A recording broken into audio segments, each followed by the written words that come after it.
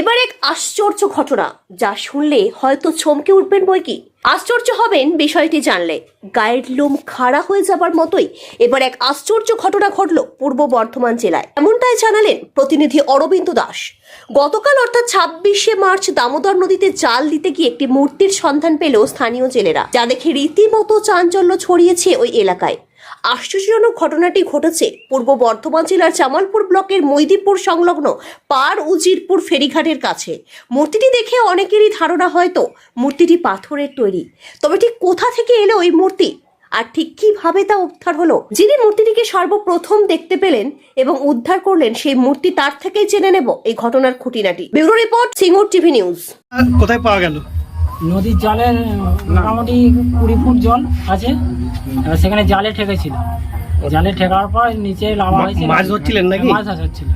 আচ্ছা, তারপর? আচ্ছা, এবার নেমে দেখছি এবার আটকেছে।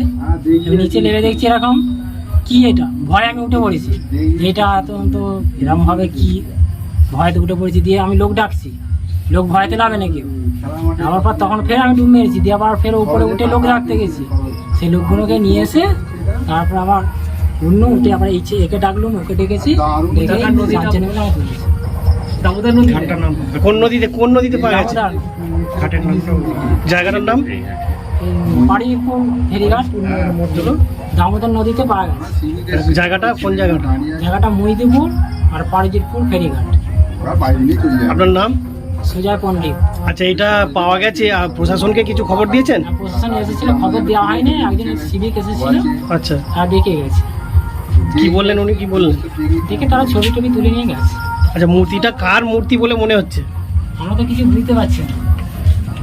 আচ্ছা, এটা কি পাথরেরই মূর্তি না সিমেন্ট দিয়ে তৈরি? পাথরের মূর্তি।